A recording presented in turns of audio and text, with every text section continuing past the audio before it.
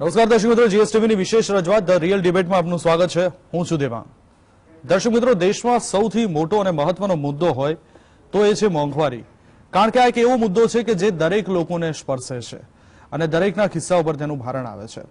જો કે દેશના તમામ જે જવાબદાર અધિકારીઓ હોય કે નેતાઓ હોય કે જે સંસ્થાઓ હોય એ મોંઘવારીને કાબૂમાં લેવાના પ્રયાસો કરી રહી છે. આજે મારે એ જ વિશે વાત કરવી છે, કારણ કે જ્યારે આરબીઆઈ ગવર્નરે પોતે એવું કહ્યું છે કે અમે પોતે કરેલા પ્રયાસોથી દેશના અર્થતંત્રને તો અમે ડૂબતી બચાવી લીધી છે, પરંતુ અમે ફુગાવાને કંટ્રોલ નથી કરી શક્યા.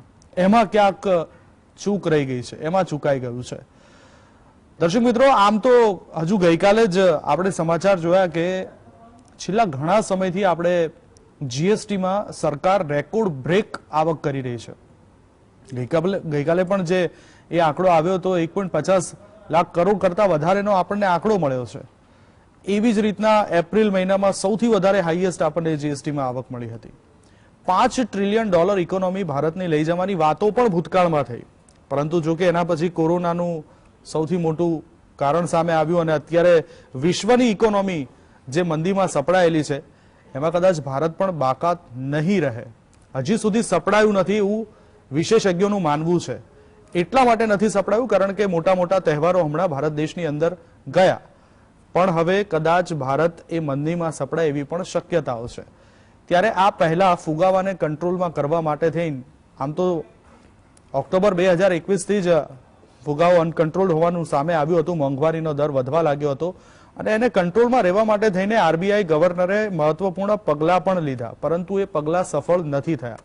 હવે આવતીકાલે બેઠક મળવાની છે. એ બેઠકમાં સરકારને જવાબ રજૂ કરવો પડશે કે ભાઈ તમે જે પગલાં લીધા એ પગલાં અસરકારક સાબિત કેમ ન થયા, ક્યાં ચૂક થઈ ને હવે શું કરવું જોઈએ. આ બધા બાબતોની ઊંડાણપૂર્વક વિસ્તારપૂર્વક ચર્ચા કરવામાં આવશે અને સરકારને માહિતગાર કરવામાં આવશે. અને આ જ વિષય ઉપર આપણે આજે વાત કરવી છે કે ફુગાવો જે બેકાબુ બન્યો છે, ફુગાવાએ જે ફૂફાડો માળ્યો છે અને હવે કંટ્રોલમાં કેવી રીતે કરી શકાય. મારી સાથે ટેકનોલોજીના માધ્યમથી 3 મહાનુભાવો જોડાયા છે, જેમાંના પહેલા છે પ્રોફેસર સેબેસ્ટિયન મોરિસ, જાણીતા અર્થશાસ્ત્રી અને અનેકો વખત આપણી ડિબેટમાં મહેમાન તરીકે આપણી સાથે જોડાઈ ચૂક્યા છે. આપણા બીજા આજના મહેમાન છે ડોક્ટર શબાના મિત્રા, જેઓ પહેલી વખત ધ રિયલ ડિબેટમાં આપણી સાથે જોડાયા છે. એમનો પરિચય આપને આપી દઉં તો તેઓ દિલ્હી શિવનાદર યુનિવર્સિટીમાં ડિપાર્ટમેન્ટ ઓફ ઇકોનોમિક્સમાં આસિસ્ટન્ટ પ્રોફેસર તરીકે છે અને ખૂબ જ ઊંડાણપૂર્વકનો અર્થશાસ્ત્રની અંદર અભ્યાસ પણ તેઓ ધરાવે છે. શબાના જી, આપકા ભી સ્વાગત है. અને આપણા ત્રીજા જે મહાનુભાવ गेस्ट डॉक्टर जयनारायण भाई व्यास આપણી સાથે છે. વ્યાસજી, આપનું પણ સ્વાગત છે. व्यासजी, शुरुआत आपने थी करीश. व्यासजी, आपसे कहना चाहता हूं कि आरबीआई गवर्नर शक्तिकांत दास ने बताया कि हमने इकोनॉमी तो बचा ली, अर्थतंत्र को तो बचा लिया, लेकिन इन्फ्लेशन को हम काबू में नहीं ले पाए, वहां कुछ चूक हो गई. क्या कहना है आपका? देखिए, एक नीति तय की गई है जिसके तहत रिजर्व बैंक ऑफ इंडिया को एक कंफर्ट जोन दिया गया है 4% ±2%. यानी जब तक इन्फ्लेशन 2% से लेकर 6% तक बीच में रहता है, that is fine and reserve bank is successful in keeping the inflation under control. मगर जब अभी यही साल की बात करें तो सितंबर के लिए इन्फ्लेशन का जो रेट है तो 7.4% था और अगले 2 महीने में भी वो 6% से ऊपर रहा है. उसका मतलब ये हुआ कि रिजर्व बैंक ने जो भी स्टेप्स लिए for controlling the inflation, for which it is the reserve bank of India is mandated, तो कंट्रोल में आना चाहिए था. रिजर्व बैंक की दलील ये है कि हम इसलिए नहीं ला पाए क्योंकि अगर हम करने गए होते तो इकोनॉमी खुद बैठ जाती और तकलीफ होती देश को. तो इकोनॉमी को हमने बचा लिया है. ये उससे भी सीरियस क्वेश्चन है. यू आर सेइंग कि हमने इकोनॉमी को बचा ली, यानी इकोनॉमी टूट रही है, जो आज तक पहली बार रिजर्व बैंक ऑफ इंडिया बोल रही है कि economy was in a serious trouble and little bit load would have resulted into the last straw on the camel's neck. तो उन्होंने बचा लिया है और सेक्रीफाइस किया है प्राइस राइज को, जो सीधे हमारे जीवन को स्पर्श करता है. अब प्राइस राइज को कंट्रोल करने के लिए इनके पास जो हथियार है वो है रेपो रेट बढ़ाना। रेपो रेट बढ़ाओगे तो इससे इसकी महंगाई पे असर होगी, ये रेट्स बढ़ेंगे। आपने वो उल्लेख किया record record break GST collection of collection, हाँ। The taxes. तो ये जीएसटी कलेक्शन रिकॉर्ड हुआ है, उसमें कितना हिस्सा बढ़ी हुई प्राइस का है, इन्फ्लेशन का है, वो भी हमें देखना पड़ेगा, क्योंकि you will have to bring it down on a common platform at the some simple comparative rate and then only comment ये अच्छा है या बुरा है। तो सिर्फ प्योर फॉर्म में अगर जीएसटी बढ़ा है, कलेक्शन बढ़ा है, तो मैं ये कहूंगा कि partly it may be because of purchases which might have gone up because of Diwali, but not entirely because of that, because आपने फटाके से लेकर हर कोई चीज जो बेची है वो दिवाली में भी काफी महंगी साबित हुई है। तो इसमें एक पोर्शन जो है वो महंगाई का है और एक पोर्शन जो है वो natural incremental gain because of the increase in the trade and commerce का है। दूसरी बात यह है कि जब आप कोई जिम्मेदारी दी गई है, this is under the RBI act, कि आप इसको काबू में रखो, तो सेंट्रल बैंक जब ये 3 जनवरी से शुरू होती 3 क्वार्टर में इसको इन्फ्लेशन को काबू में रखने में जब सफल नहीं रहती, तब इनको इसकी जो चर्चा है वो सरकार के साथ बैठकर कहाँ क्या किया जा सकता है उसके लिए करनी जरूरी है। जो मैं मानता हूं कि अब इसके लिए जो कल होगी चर्चा बैठक, उसमें ये मुद्दे छेड़े जाएंगे। इसमें उनको चर्चा क्या करनी है? तो चर्चा करनी है कि क्यों रिजर्व बैंक जो इन्फ्लेशन के जो मानक थे, जिनके बीच में उनको रहना था, जो टारगेट थे, वो टारगेट से विचल क्यों गई? क्यों ये टारगेट के मुताबिक इन्फ्लेशन को काबू में रखने में विफल हुई? दूसरा है कि अब क्या विफल हुई, 3 क्वार्टर से बढ़ रहा है। सितंबर में 7.4% था, target given is 4% plus minus 2%, यानी 2% से 6% तक। तो अब ये आप नहीं रख पाए हो, वो जो भी आपके रीजन है, आप कहते हैं कि नहीं तो इकोनॉमी डूब जाती, तो सरकार के साथ बैठ के तय करो कि अब क्या करना है, what is the way out of it, और उसके लिए क्या प्रिवेंटिव या करेक्टिव मेजर्स आप लेना चाहिए। या तो आप ऐसे मेजर्स लो जिससे इस तरह की परिस्थिति को रोक लग जाए, या फिर सुधारात्मक स्टेप्स लो जिससे ये काबू में आ सके। अगर आपको इंटरेस्ट रेट बढ़ाने से डर है कि मार्केट कम होगी, प्राइस सेंसिटिविटी ऑफ मार्केट जिस प्रोडक्ट्स में है उसका भी खरीदी गिरेगी, या तो फिर जो महंगाई उससे बढ़ेगी वो इससे भी आगे बढ़ेगी, यानी ये एक विशेष साइकिल जो अभी चल रहा है, तो कंट्रोल करने के बावजूद आप बढ़ोतरी दोगे, इस तरह की पॉसिबिलिटीज भी हो सकती है। और यही बात उसका थर्ड स्टेप है जो सरकार के साथ रिजर्व बैंक को चर्चा करनी होगी, कि उसके सूचित जो स्टेप्स है उसकी क्या क्या इनका स्टेजेस होना चाहिए in which this steps should be implemented, and what will be the estimate of what you will achieve during a particular given time period or time frame। तो ये मुद्दे इनको सरकार के साथ बैठ के चर्चा करनी है, क्योंकि अकेली आरबीआई जो भी किया आज तक, एक्चुअली तो सेंट्रल बैंकर का काम है कि इन्फ्लेशन काबू में रहे, इस तरह के मेजर्स ले, वो लेने में निष्फल गई है। वो एक तरह से कहो तो, या तो फिर अब वो चाहे फिलोसॉफी कर रही है कि हमने इकोनॉमी को डूबते हुए बचा लिया, मगर इन्फ्लेशन उसकी वजह से बढ़ा है, तो हम सरकार के साथ चर्चा करेंगे।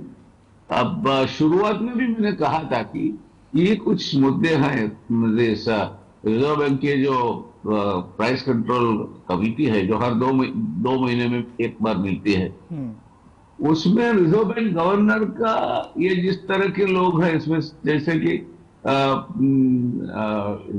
प्रोफेसर दौलतिया है जो IIM से है, तो अनुभव है रिजर्व बैंक के बोर्ड पर रहने का इनको, तो ये इस तरह के लोगों के साथ इस तरह की चर्चा करने में रिजर्व बैंक ऑफ इंडिया के जो गवर्नर है, जो अर्थशास्त्री नहीं है, इंडियन एडमिनिस्ट्रेटिव सर्विस से आते हैं, तो administrative IAS are generalist, they are specialist, तो क्या तकलीफ है, क्यों आपको रघुराम राजन को या पटेल को बाहर जाने के लिए मजबूर करना पड़ा, और उसके बाद एक ऐसा एडमिनिस्ट्रेटर आप रखते हो जो कि सरकार का विश्वस्त है। तो ये सब चीजें मैं मानता हूं कि अभी कंसिडरेशन में लोगों के आना चाहिए। सरकार तो विचार करेगी इनके साथ, क्योंकि सरकार को अर्थव्यवस्था को बचाना है। अगर अर्थव्यवस्था डूबती है तो काफी चीजें डूबेगी उसके साथ, और हमारे देश में महंगाई भी आउट ऑफ कंट्रोल जा सकती है। तो क्या होगा इसका, ये मॉनेटरी प्राइस कमेटी का जो इनका कंसिडरेशंस है, इनकी डिस्कशंस है, मैं मानता हूं कि ये डिस्कशंस इसके इर्द गिर्द चलेंगे, और सरकार और ये कमेटी बैठ के तय करेंगे। MPC जो है उसमें RBI गवर्नर के साथ 6 मेंबर्स है, जिसमें 3 को सरकार नामांकित करती है और 3 को RBI नामांकित करती है। तो मॉनेटरी प्राइस कमेटी एक साल में 6 टाइम मिलती है, फरवरी, अप्रैल, जून, अगस्त, अक्टूबर और दिसंबर। और आर्थिक वृद्धि की परिस्थिति क्या है, GDP ग्रोथ ठीक से जा रहा है नहीं जा रहा है, उसके साथ साथ परिस्थिति का एक जायजा लेना, और महंगाई का क्या हाल है, इसको कैसे काबू में लिया जा सकता है, महंगाई को काबू में लेते हुए कहीं ग्रोथ तो नहीं रुक जाएगा, जैसे शक्तिकांत दास ने कहा है कि हमने इसको डूबती हुई बचा लिया। ये एक तरह से देखे तो बहुत गंभीर बात है, coming from the governor of the reserve bank of India, कि ये खुलेआम इनका इकरार है कि इस देश की अर्थव्यवस्था डूब रही थी, RBI ने कुछ सेक्रीफाइस करके कुछ बचाया, यानी they have gone for a trade off. तो ये सब चीजें क्या है, इसका भी डिस्कशन होगा। अब MPC की मीटिंग होगी तब, और उसके मुताबिक सरकार के व्यू और RBI की जो व्यू है उनको साथ में रखकर एक रास्ता निकालने का प्रयास किया जाए। तो ये जो आने वाली मीटिंग है 3 तारीख की, मेरे ख्याल से काफी अहमियत रखती है। बिल्कुल काफी अहमियत रखती है, लेकिन पूरी गोपनीयता के साथ ये मीटिंग होती है और जो भी डॉक्यूमेंट सबमिट करते हैं वो सरकार को दिए जाते हैं। लेकिन क्या सैक्रिफाइस किया RBI ने और कैसे अर्थतंत्र को बचाया, लेकिन इन्फ्लेशन को नहीं बचा पाए। रही बात महंगाई की, तो मोदी जी मैं आपके पास आना चाहता हूं। जैसे कि व्यास जी ने बताया, तो अगर रिटेल इन्फ्लेशन की बात की जाए तो सितंबर में बढ़कर 7.4% हो गए, जो लगातार 9 महीनों या 3 तिमाहियों के लिए RBI के 2 से 6% के लक्ष्य के बैंड से ऊपर अपनी लकीर को खींचे जारी रखे हुए है। और महंगाई उच्च बनी हुई है, भले ही RBI ने मई से ब्याज दरों में कुल 190 बेसिस अंकों की बढ़ोतरी की है। इसके बारे में आप क्या कहोगे? हाँ मैं 2 या 3 पॉइंट बताऊंगा। एक तो डेटा की बात है, जैसे आप कहा CPI inflation is showing 7.41% last couple of months, और लेकिन आप अगर कोर इन्फ्लेशन देखा गया, which is the non commodity inflation, जिसमें से फूड और फ्यूल ज्यादातर निकाला गया, वो 5.6% है। ओके, और अगर आप फूड इन्फ्लेशन को देखा गया तो 8.6% है। तो इसका मतलब क्या है कि food inflation is pulling up CPI। Okay, और ये तो सब लोग जानते हैं कि फूड का वेट अनफॉर्चुनेटली गलत दिया है in the CPI। Okay, food का वेट कुछ 46% होता था, अभी इसको 37 या 38 पे ले गया, लेकिन मेरे पर्सनल ओपिनियन से ये ज्यादा है। तो अगर आप उसका करेक्ट वेट अंडर अराउंड 30% आप लगा दिया, तो मेरे ख्याल से इन्फ्लेशन कुछ 7.1 इस तरफ होगा. Okay, so the CPI would be only about 7.1 and not 7.4, the correct CPI. लेकिन ये एक बात है, अभी ये डेटा की बात है. और अगर आप प्रोड्यूसर प्राइस इंडेक्स को देखा गया, दैट मींस इंडिया का जो WPI, वो बहुत ही बड़ा था, 16 कुछ परसेंटेज था, और अभी वो नीचे गिरा है, 10% की तरफ आ गया है. बहुत शार्पली गिरा है और उसका मोमेंटम भी है. तो इससे हम ये कह सकते हैं कि inflation is on a down track. Okay, कि अभी से इन्फ्लेशन कम होते जाएगा unless there are some global shocks. दूसरी ये बात है कि इसमें से इंपोर्टेड इन्फ्लेशन कुछ सिग्निफिकेंट है, क्योंकि ऑयल प्राइस भी बढ़ गया. वैसे ऑयल प्राइस इन डॉलर्स इतना ज्यादा नहीं बढ़ा है जितना वो रुपी का, डॉलर का एप्रिसिएशन हुआ है. Okay, so because the dollar has appreciated, oil has gone up, और imported inflation generally oil, vegetable oil और जो भी हम इंपोर्ट कर रहे हैं उस तरफ से बढ़ गया है. इसीलिए इन्फ्लेशन थोड़ा ज्यादा लग रहा है. ओके, बट आपको देखा गया तो I think RBI has done a wonderful job, okay, of controlling the inflation. Okay, उस पर कोई प्रॉब्लम नहीं है. लोग कहते हैं कि RBI ने थोड़ा देर में अटैक किया ये सप्लाई साइड, ये जो इन्फ्लेशन था. मेरा ख्याल है कि वो जो इन्फ्लेशन था इट वाज सप्लाई साइड, उस पर डिमांड का काम कम है और थोड़ा लेट तो हो गया है, लेकिन उस पे से ज्यादा कुछ डैमेज नहीं हुआ है. That has to be realised. और ये डेटा की बात है. Now come to the issue. Okay, कि कैसे RBI एक्ट करता है, and one needs to understand कि इस पे लैग ज्यादा है. लैग का मतलब आज कुछ आप कर दिए तो उसका असर अभी नहीं होता है, उसका असर कुछ 6 months 8 months, मेरे ख्याल से अबाउट 10 months के बाद होता है. ओके, तो इन्फ्लेशन ऐसी एक बात है कि उसको अगर आप इफेक्ट करना है तो अभी कुछ आप करने से उसका इंपैक्ट 10 महीने के बाद ही होगा. लेकिन अभी राइट अवे एक क्वार्टर के अंदर आउटपुट पे उसका इफेक्ट होता है. तो उसका इंपैक्ट इन्फ्लेशन पे कैसे आ जाता है? इन्फ्लेशन, अगर आप इंटरेस्ट रेट बढ़ा दिए, जैसे जय नारायण व्यास कह रहे थे कि रेपो वगैरह बढ़ा दिया, तो रेपो बढ़ाने से इन्फ्लेशन क्यों कम होता है? ये जल्दी से जल्दी कम नहीं होता है, ये आउटपुट गिरता है, और आउटपुट गिरने के कारण कुछ देर के बाद अराउंड 10 months लेटर इन्फ्लेशन थोड़ा कम होता है.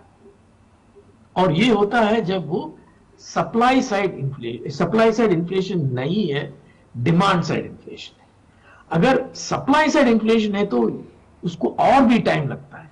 ओके, और द इंपैक्ट आउटपुट पे और भी ज्यादा है. ओके, तो जब भी हम सप्लाई साइड इन्फ्लेशन होता है और उसके ऊपर आप एक्ट करना चाहते हैं तो the impact is delayed. Not only that, उसका जो रियल आउटपुट पे इंपैक्ट है वो इमीडिएट और ज्यादा है. Okay, so it's a carefully calibrated thing जो करना चाहिए, क्योंकि अगर आप इसको मारना चाहते हैं you can go wrong, because उसका मेजर क्या है वो हम 10 महीने के बाद ही मालूम हो सकता है. तो अगर हम ज्यादा टाइटनिंग कर दिया तो ग्रोथ इफेक्ट होगा. ओके, तो ये at least the current RBI governor जो भी आप कहे कि वो उसका क्या है कि ही इज वेरी क्लियर कि ग्रोथ को, ये मुझे लगता है कि वो ग्रोथ पे कुछ ध्यान दे रहा है. प्रीवियस RBI गवर्नर्स, उन लोग ने अपना मैंडेट इन्फ्लेशन कंट्रोल है लिटरली ले लिया, क्योंकि उन्होंने सेट किया था under the inflation targeting framework, जो उर्जित पटेल ने 2014 में शायद रिपोर्ट दे दिया था, और उसके बाद ये जो इन्फ्लेशन टारगेटिंग की बात हुआ तो उन्होंने ये उनका टर्म्स ऑफ रेफरेंस गवर्नमेंट को बताया, और गवर्नमेंट ने वो एक्सेप्ट कर लिया that they will use inflation targeting and they will be responsible for inflation. जैसे डॉक्टर व्यास ने बताया कि एक रेंज, एक टारगेट होगा और एक रेंज होगा. और ये रेंज होना अच्छा है, it's in the best practice instead of having just a target. तो वो उन्होंने मान लिया क्योंकि वो उनका सोच था कि आरबीआई का जॉब यही है, इन्फ्लेशन कंट्रोल। लेकिन दास के आने के बाद there has been some change, though officially not communicated. Covid was the excuse, covid उसका एक्सक्यूज रहा है कि हम ग्रोथ को भी ध्यान पे रखेंगे। एंड मेरे ख्याल से अच्छा ही, because right through both Raghuram Rajan और उर्जित पटेल के टाइम पे हमारा ग्रोथ बहुत गिरा दिया। एंड उसका कारण टू अ लार्ज एक्सटेंट मैं मानता हूं कि आरबीआई का, ओके, आरबीआई का पॉलिसी बहुत ही टाइट रहा। ओके, तो ये दिस इज इंपॉर्टेंट। ऐसा नहीं है कि इन्फ्लेशन आ गया, ठीक है, मेरे पास एक इंस्ट्रूमेंट है जो कभी भी काम करेगा, उसे मार सकता। तो अभी तीसरी पॉइंट ये है कि can we hit in supply side inflation with demand side strategy, और ये बहुत बड़ा गंभीर समस्या है। अगर जनरलाइज्ड इन्फ्लेशन है, जैसे पेट्रोल डीजल पे है, मैन्युफैक्चर आर्टिकल्स पे है, तो शायद इवन सप्लाई साइड इन्फ्लेशन को हम थोड़ा बहुत मार सकते हैं। लेकिन अगर फूड इन्फ्लेशन है, और मैंने अभी बताया कि फूड और फ्यूल विच इज इंपोर्टेड, जो एक्सचेंज रेट से आ रहा है, जिसके ऊपर हमारे इमीडिएट कंट्रोल नहीं है, तो उसको अगर मारना है तो there is no actual instrument which is available कि उसको मार सकता है, और इतना जल्दी। वो जो है उसको एकदम जोर से मारने से बहुत सारे पॉवर्टी होने के बाद ही उसका कंट्रोल हो सकता है। इसका रीजनिंग भी है, अगर food is the main contributor to inflation, आपको फूड का डिमांड कम करना पड़ेगा। आप समझ लो कि रेपो रेट वगैरह कम कर दिया, रेपो रेट बहुत ज्यादा कम करने से, सॉरी, इंक्रीज कर दिया, तो इसका लॉस, इसका इंपैक्ट किधर है? जो स्कूटर लेता है वो कम लेगा, जो गाड़ी खरीदता है वो कम लेगा, जो इन्वेस्टमेंट कर रहा था, फैक्ट्रियां तैयार कर रहा था, वो कम करेगा। तो उसका हिट ऑन एम्प्लॉयमेंट से ही फूड को कंट्रोल कर सकता है, क्योंकि फूड हाईली इनइलास्टिक है। तो अगर आप लोगों का इनकम बहुत गिराया, फिर भी फूड के ऊपर फूड डिमांड के ऊपर बहुत कम असर होता है। तो food inflation can not be controlled by the RBI. In fact CPI targeting जो रघुराम राजन, जो उर्जित पटेल ने इन्फ्लेशन टारगेटिंग बताया, उसके बाद रघुराम राजन ने उसको चेंज कर दिया कि हम इन्फ्लेशन टारगेटिंग कोर को नहीं करेंगे, हम इन्फ्लेशन को करेंगे, सीपीआई। तो कोई ऐसा देश नहीं है जो सीपीआई को टारगेट करता है, और ये इम्पॉसिबल टारगेट है for RBI. RBI should never have accept. Conceptually ये गलत है, क्योंकि ये जो फूड एंड फ्यूल आरबीआई के हाथ में नहीं है, और उन्होंने एक्सेप्ट कर लिया, और ये एक्सेप्ट करना गलत है। अभी भी वो फ्रेमवर्क चल रहा है, उसको ऑफिशियली तो अबॉलिश नहीं किया है, but at least there is a rethink on it. Okay, तो ये, आई मीन टू समराइज, मेरे ख्याल से we have done reasonably well on inflation since the Covid. और आरबीआई गवर्नर का स्टेटमेंट कि मैंने इकोनॉमी को बहुत बचाया, इट इज ट्रू, बट वो इन्फ्लेशन की बात नहीं कर रहा है।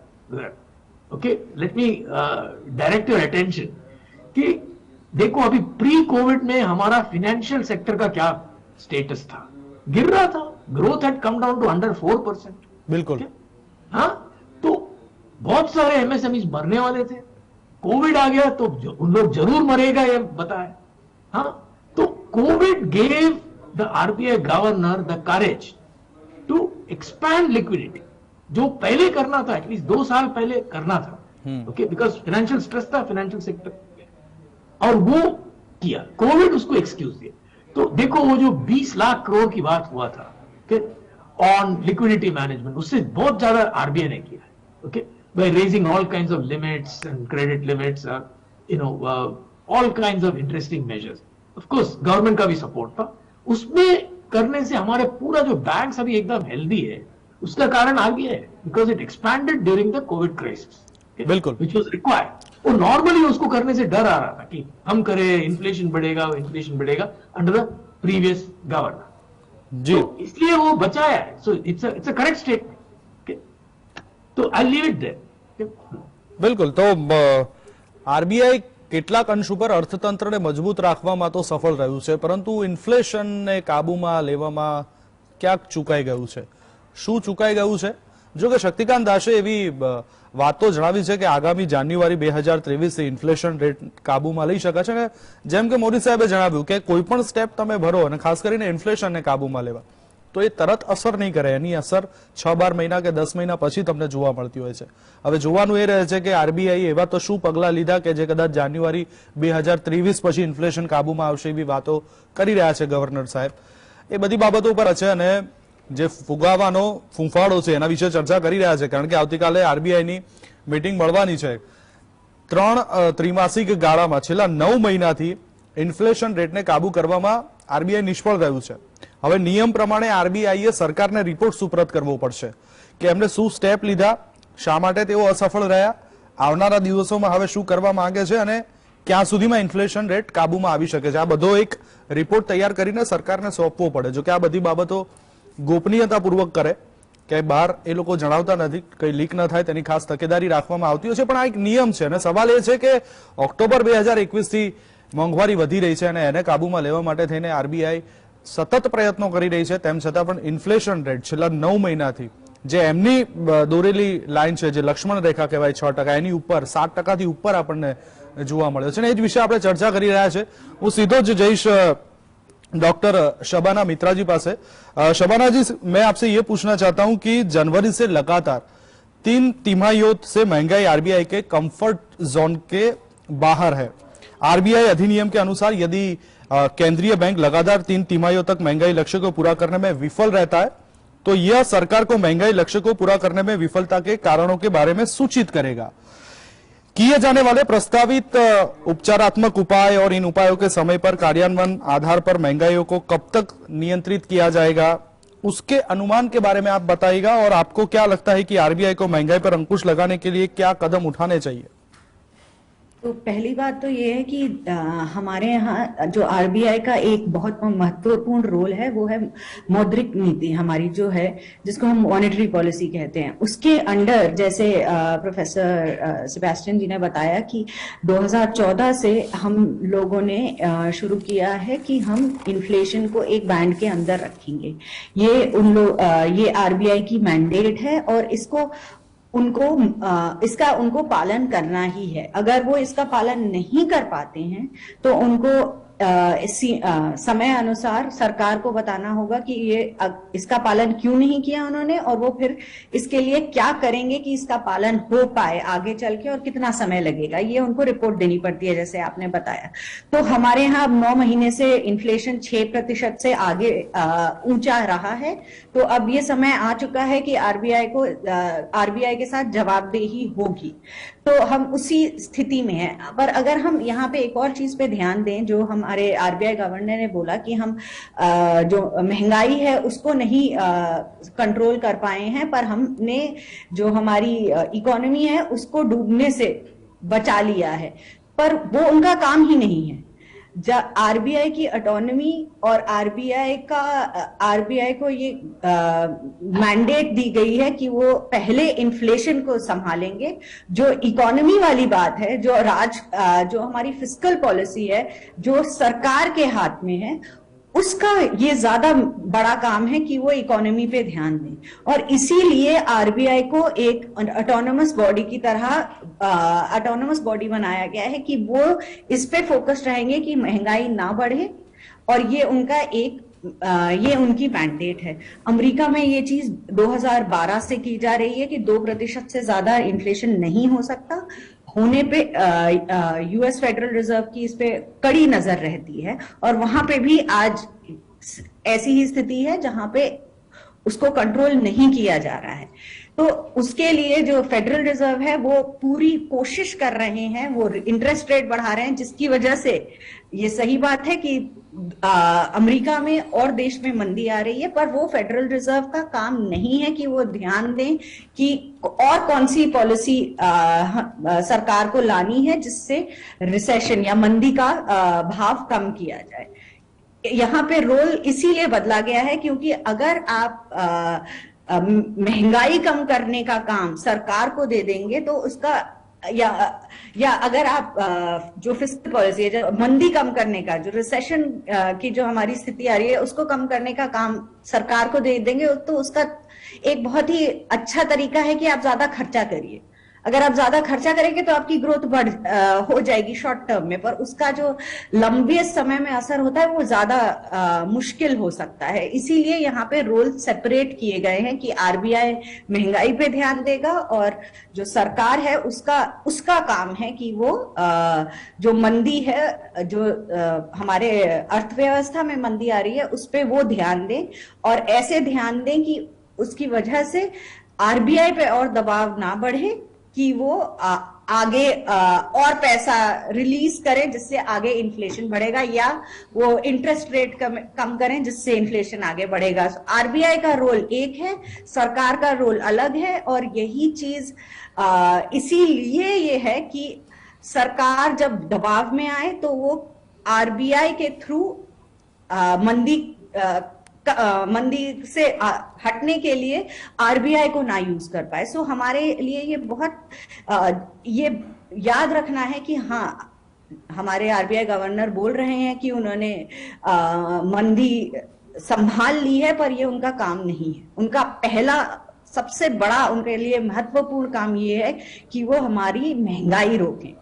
वो उनके हाथ में है, जो जिस तरीके से महंगाई रोकी जा सकती है वो सारे टूल्स उन्हीं के हाथ में हैं, और वो करेंगे तो उसके बाद ये सही बात है कि इंटरेस्ट रेट अगर बढ़ेगा तो लोन कम मिलेंगे, और उसकी वजह से हो सकता है कि मैन्युफैक्चरिंग पे असर हो।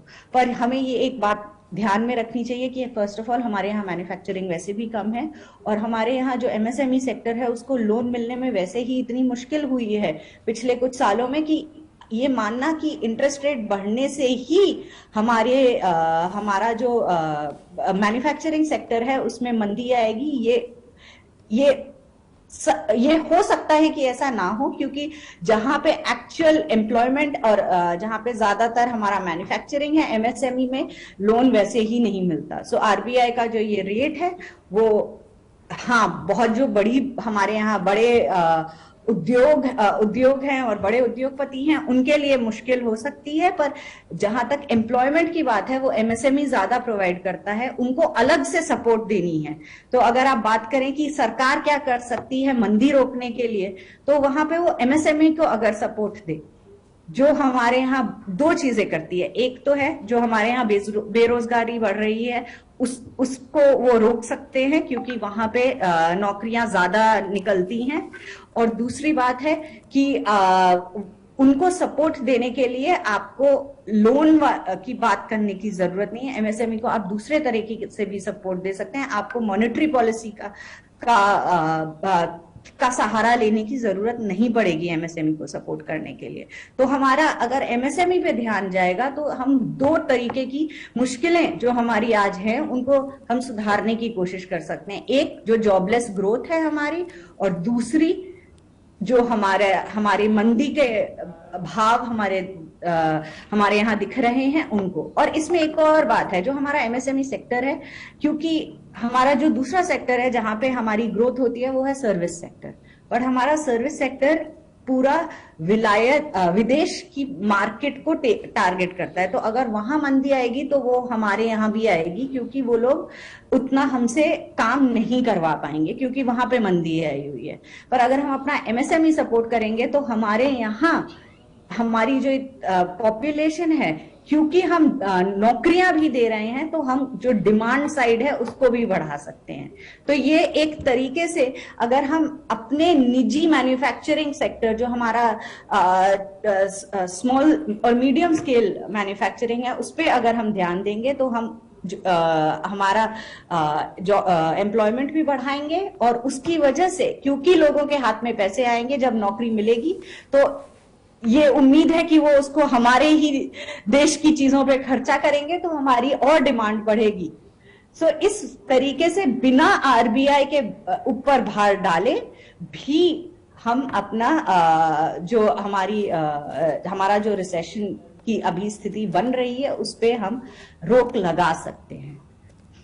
शबाना जी, रियल डिबेट का फॉर्मेट नहीं है कि बीच में अटका के आपको सवाल पूछा जाए, इसीलिए मैं चुप बैठा था, लेकिन एक बात का मैं आपसे वापस पूछना चाहता हूं और क्लियरेंस लेना चाहता हूं कि आपने बोला कि आरबीआई का काम नहीं है इन्फ्लेशन रेट को काबू करने के लिए। नहीं, अगर आरबीआई ऐसा का ही काम है इन्फ्लेशन रेट अच्छा, को और काबू आपने सही है। करना। सॉरी, अगर मैंने ऐसे बोल दिया तो आरबीआई का हाँ, काम है इन्फ्लेशन रेट को काबू करना, और सरकार का right, काम madam. है You were absolutely हमारे right. Recessionary fiscal policy. अच्छा, और दूसरा सवाना जी मैं ये पूछना चाहता था कि आपने कहा कि अगर ऐसी परिस्थिति है तो सरकार को आके खर्चा बढ़ाना, सरकार को रुपए देने चाहिए, यानी कि राजकोषीय खात के परसेंटेज में बढ़ोतरी करनी चाहिए, तो वो तो ऑलरेडी सरकार कर रही है। हाँ, पर वो कहाँ कर रही है? वो बहुत बड़ी बात है कि हम राजकोषीय नीति पे तो ध्यान दे रहे हैं, पर हम उसमें कर क्या रहे हैं? हम उसमें क्या कुछ ऐसा कर रहे हैं जिससे आगे हमारा उसका एक इफेक्ट होगा हमारी ग्रोथ पे, या हम सिर्फ एक वन टाइम इफेक्ट कर रहे हैं? हमारी जो फिस्कल पॉलिसी है वो इंफ्रास्ट्रक्चर ड्रिवन है। इंफ्रास्ट्रक्चर एक बार का शॉक है, वो फिर आगे चल के उसकी वजह से डिमांड और नहीं बढ़ती है। पर अगर आप मैन्युफैक्चरिंग पे ध्यान देंगे, अगर आप मैन्युफैक्चरिंग को सपोर्ट करेंगे, और वो भी एमएसएमई, बड़े आपके जो ऑटो सेक्टर है उसको सपोर्ट करने से एक्चुअली हमारे एक बड़े ऑटो इंडस्ट्री के जो हमारे लीडर हैं उन्होंने एक बात कही थी कि हम प्रोडक्शन तो बढ़ाते हैं पर हम नौकरियां नहीं बढ़ाते, क्योंकि अब ज्यादातर काम कंप्यूटर करते हैं, तो नौकरियां वहां नहीं बढ़ेंगी, नौकरियां एमएसएमई में बढ़ेंगी। तो सपोर्ट वहां जरूरी है, क्योंकि वहीं से आपको आगे ग्रोथ भी मिलेगी, जॉब्स भी मिलेंगी, और उसकी वजह से आगे डिमांड भी बढ़ेगी। तो ये तीनों चीजें वहां हो सकती हैं। आपके बड़े ऑटो सेक्टर्स या आपके बड़े जो उद्योग है जहां पे ज्यादातर अब मैकेनाइज हो गए हैं प्रोसेस की, ज्यादातर मशीनें काम करती हैं, लोग कम काम करते हैं, वहां से नहीं होगा। तो सरकार को फोकस खर्चा करना है, पर कहाँ करना है? बिल्कुल, आप वहां खर्चा करिए जहां उसका दुगना या तिगुना असर होगा, और वो है जहां पे आप जब आप खर्चा कर रहे हैं तो आप लोगों को नौकरियां दे रहे हैं, और वो नौकरियां रहेंगी और उसकी वजह से डिमांड बढ़ेगी।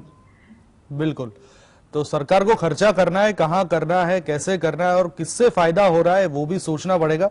व्यास जी, मैं आपसे पूछना चाहता हूं कि आरबीआई के जो डेप्यूटी गवर्नर है माइकल पात्रा, उन्होंने तो कहा है कि अगले कुछ सालों में तकरीबन 2025-26 में हम जर्मनी की जीडीपी की बरोबरी करेंगे और 2027 तक तो हम जापान की बरोबरी कर पाएंगे, यानी कि उनकी जो इकोनॉमी है $5 ट्रिलियन उसकी बराबरी कर सकेंगे। क्या ये आपको शक्य लगता है?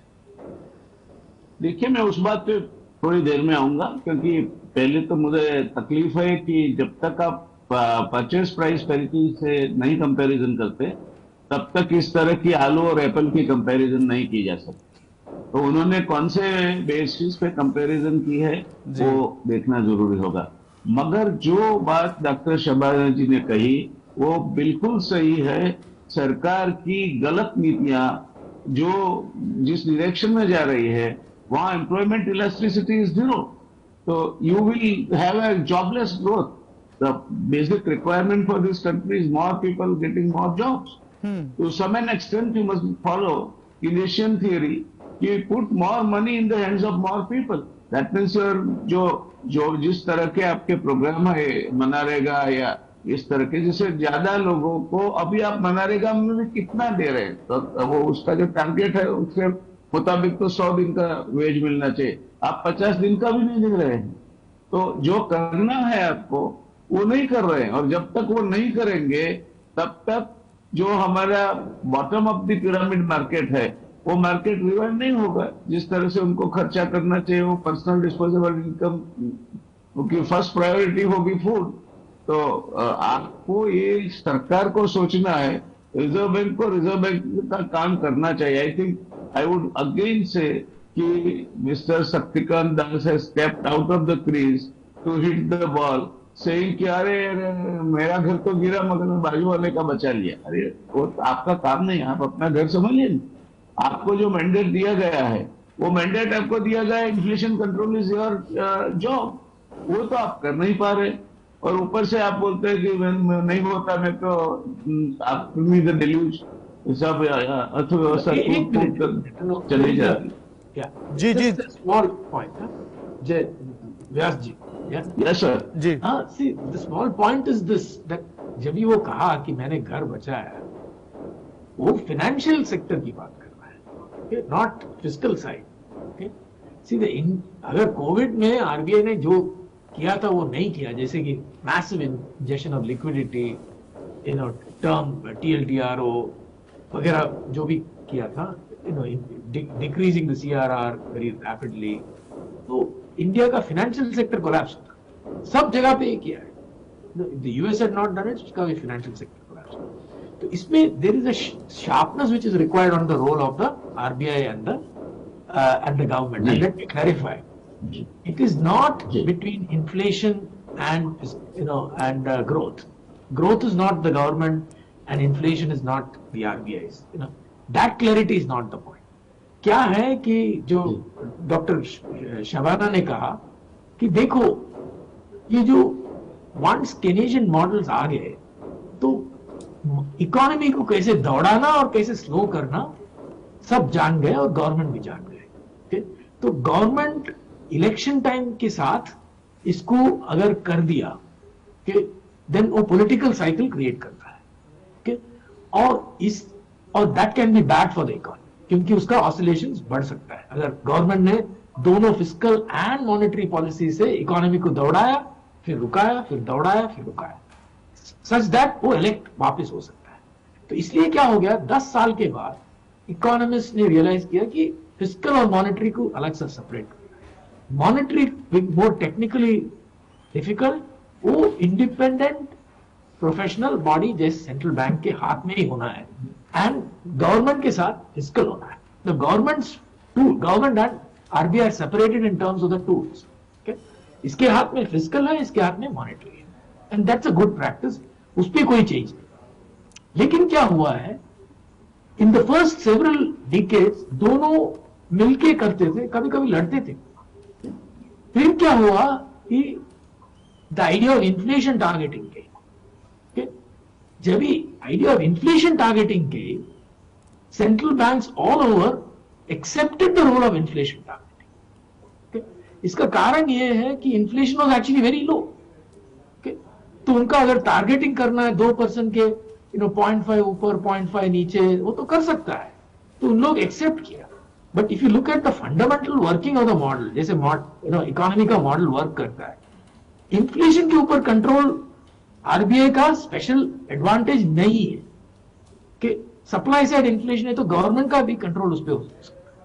तो ये जो क्लीन सेपरेशन था कि तुम इन्फ्लेशन की बात करो और दूसरा कोई बात ही नहीं है, और अगर बात है तो वो गवर्नमेंट करे, वो एडवांस कंट्रीज के लिए ठीक है, वो भी ठीक नहीं है लेकिन ठीक है, चल सकता है. लेकिन अगर हमारे देश पे देखा गया तो दोनों instruments are required to propagate growth and fight inflation. जी, दोनों लगता है, and you can get away from that. तो इसलिए, and you can see that successful emerging economy और सक्सेसफुल चाइना है, कोरिया है, ताइवान है, जापान है, इन लोग सब मिलके काम किया. उनका ये जो doctrinaire separation of RBI and the government is not there, they work together. तो कौन से इन्फ्लेशन को टॉलरेट करना है, कौन से इन्फ्लेशन को नहीं टॉलरेट करना है, ये बहुत ही इंपॉर्टेंट आइडिया है. और उसको डॉगमेटिकली अगर आप अप्रोच किया, डॉक्ट्रिनियर अप्रोच किया, तो मर जाएंगे. We will never grow, we will be like Brazil. ठीक है, वो करना है तो करो. जी. लेकिन अगर आपका मैन्युफैक्चरिंग सेक्टर एकदम दौड़ना है, I agree with Shabana that everything that she said is right. It lies not only in fiscal policy in the macroeconomic sense, but in industrial policy. हमारा industrial policy तो एकदम गोल है, राइट. और हमारा फोकस जो employment oriented, export oriented sectors पे होना चाहिए, वो भी कम है. ह्यूज डिस्टॉर्शन है. अगर आप मैन्युफैक्चरिंग पे देखा गया तो the debilities are at least 10% and above. Electronics में देखो है. So I agree with all that. However that doesn't mean that the monetary side should not support it through lower interest rates and so on and so on. जी. ये एक बात है. दूसरी एक बात है कि जब शक्तिकांत दास बोला कि मैंने इकोनॉमी को रेस्क्यू किया, इज एब्सोल्युटली राइट. बिकॉज वो जो एक्सपेंशन किया, लिक्विडिटी एक्सपेंशन किया, and all of those monetary measures जो किया था, they actually help the economy. And without those the economy would have died, would have collapsed. Great, we would have been the only country in the world which would have collapsed. कोई नहीं करता है. Everybody knew So one important role for a central bank is to protect and fight financial sector stress. Okay?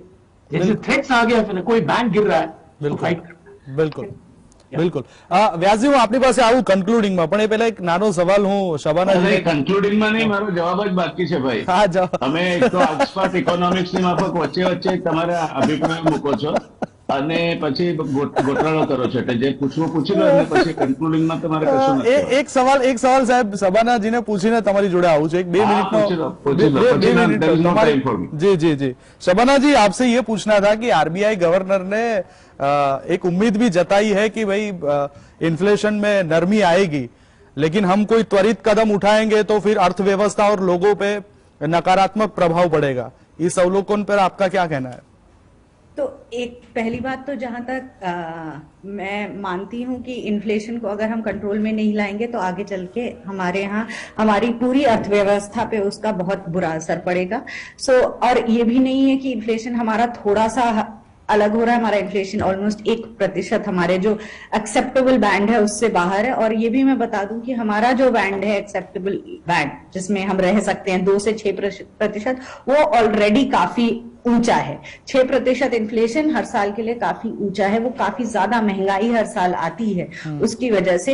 और हमारे यहाँ एक जो professor Sebastian जी ने भी बोला कि हम एक डेवलपिंग कंट्री है, हमारे यहाँ गरीबी है और हमें गरीबों का भी ध्यान देना है. उन लोगों की आमदनी हर साल नहीं बढ़ती है.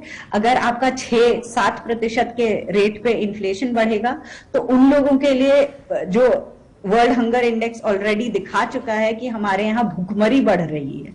तो हम गरीबी की तो बात छोड़िए, उससे भी जो मुश्किल स्थिति भुखमरी की वो भी हमारे यहाँ बढ़ रही है. तो उसमें और भी इन्फ्लेशन कंट्रोल में लाना ये एक सिर्फ ग्रोथ के पर्सपेक्टिव से नहीं जो हम ज्यादातर आजकल बिल्कुल, बात करते हैं, पर बिल्कुल. हमें ये भी याद रखना चाहिए जी. कि हमारे यहाँ एक पूरा लोअर इनकम ग्रुप्स भी हैं जिन लोगों के लिए यानी हमें सब सेगमेंट के बारे में अलग टाइप की सब पॉलिसी की सेगमेंट जरूरत के बारे में सोचना पड़ेगा और उस हिसाब से सरकार को और आरबीआई दोनों को अपनी नीतियां बनानी पड़ेगी. जी व्यास जी હું આપની પાસે આવું છું please. I have several observations to make. I have always known Professor Sebastian as one of the finest brains in this area. I have my own predicament. I would say that maybe because I'm little lesser knowledgeable. When you say that the core inflation, the major contribution is that of agriculture, and agriculture is not within Shaktikan Das's control. What is he talking about the economy being kept in revival or balance? Second thing, that whose revival has taken place? Is small scale industry, which is today either 50% plus are dead or remaining more or less are surviving for the sake of surviving. On the other hand, the money that we are talking about in terms of millions and billions have gone to the industrial houses. If now number 2 relegated or industrial tycoon says that in the quarter between April and June 20, he earned a profit of 100% of 100 crore every day, wherein the GDP was getting decreased by minus 28.4. So कहाँ गया पैसा? पैसा गया है, बिल्कुल गया है. Revival हुआ है, बिल्कुल हुआ है, मगर ज्यादा से प्रोपोर्शनेट बैलेंस रिवाइवल नहीं हुआ. The policy that the Reserve Bank wanted to really intervene, where more jobs are involved, where more people are involved, would have been for not even medium scale sectors. They are capable of perhaps spending for themselves.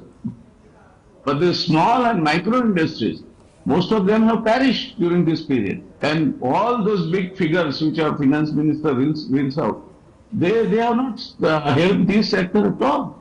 तो हम RBI का काम करें, उनका काम जो भी है ठीक से करें, और सरकार को ये लोगों के हाथ में ज्यादा पैसा कैसे देना वो फिनेंस मिनिस्टर को सोचना चाहिए. फिनेंस मिनिस्टर ये नहीं कह सकती कि मुझे तो ये मालूम नहीं था, मैं प्याज और लहसुन नहीं खाती इसीलिए मुझे इसकी प्राइस से क्या फर्क पड़ता है। This are all irresponsible statement. देश की वित्त मंत्री के मुंह से आने वाले, अभी भी उन्होंने कुछ किया था, अभी वो कोई स्टेटमेंट किया था, एग्जैक्टली उनके वर्ड्स में रिकलेक्ट नहीं कर रहा, मगर देश की नहीं, डॉलर मजबूत नहीं हो रहा, रुपीस, डॉलर इसी से डॉलर मजबूत नहीं हो रहा है, रुपी वीक नहीं हो रहा है, डॉलर मजबूत हो रहा है। क्या is this the statement we expect from the finance minister of our country? This is correct. Okay, तो क्या है ये सब? नहीं, उस पे if that person is going to revive your economy, God be with us, ये तकलीफें वहां है जहां सरकार का काम नहीं कर रही है।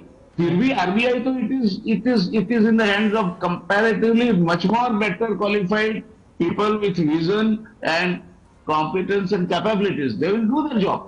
But the problem is here, yes-manship, centralized way of doing things. And then our great finance minister who can make any statement of this nature. कैसे करेंगे हम? कैसे हमारे सरकार के जो उद्देश्य है वो उद्देश्यों की पूर्ति के लिए काम कैसे होगा? Finance minister's fiscal policy is horrible. In fact, if she would have taken decision to even breach the fiscal deficit by 2 or 3% more and put more money in Manrega or any other kind of projects, which put more money in the hands of poor or below poverty line people, so that they can purchase things. And the India is the largest free market in the world. It is that demand side management which has to be done, supply to high, मगर demand कहाँ है? आज दिवाली में भी दुकानों में किस तरह के दृश्य देखने मिले थे। तो ये सब चीजें सोचनी चाहिए। आरबीआई और सरकार को एक साथ मिलकर काम करना ही चाहिए। They can not work in water tight compartments, separate people, but then RBI also can not sing the tunes of the government. सरकार की जो बात है आरबीआई भी वही बात में घुमा फिरा के ले जाके आपको छोड़ेगी। तो मैं ये जो ज्यादा पैसे ये बड़े बड़े धनपतियों के हाथ में गया, उस देश में जहां 90% of the wealth belongs to 10% of the people, तो आरबीआई क्या कर रही है इसको ठीक करने के लिए? वो तो आप कर नहीं रहे हो।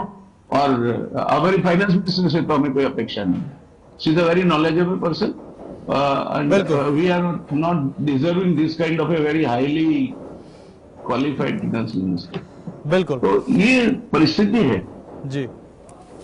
તો ફુગાવાનો ફૂફાડો આ વિષય ઉપર આપણે ચર્ચા ચાલી ને કદાચ સમય ઓછો પડે છે, કારણ કે ઘણા બધા એવા સવાલો છે કે હજી પૂછવાના બાકી રહી ગયા છે, પરંતુ સમયની મર્યાદા આપણને નડી રહી છે, કારણ કે જે વિશેષજ્ઞો આપણી સાથે બેઠા છે એમની સાથે એવું લાગે છે કે કલાકો સુધી હજુ ચર્ચા થઈ શકે છે આ વિષય ઉપર, કન્ક્લુડિંગ આવી શકે છે કે શું કરવું જોઈએ। પણ જે ચર્ચા થઈ એમાંથી પણ એક વસ્તુ તો ચોક્કસ છે કે સરકાર અને આરબીઆઈ જે નીતિઓ બનાવે છે, લોકોને પૈસા આપે છે, તો એ પૈસો ક્યાં જાય છે, કયા સેગમેન્ટમાં જાય છે, એ ખરેખર ફળદાયી નીવડે છે ખરા? આ વિષય ઉપર પણ વિચારવું પડશે। આવતીકાલે બેઠક છે, બેઠકમાં રિપોર્ટ તો સુપ્રત કરાશે અને જેમ કે ગવર્નરે કીધું છે કે જાન્યુઆરી સુધીમાં કદાચ આપણને કંઈક આશાસ્પદ દેખાઈ રહ્યું છે। આશા રાખીએ કે એવી જ વાતો આવે। વહેલા ચર્ચામાં ભાગ લેવા માટે થઈને વ્યાસજી આપનો, સેબેસ્ટિયનજી આપનો અને સબાનાજી આપનો, આપ ત્રણેયનો ખૂબ ખૂબ આભાર। દર્શક મિત્રો, ચર્ચા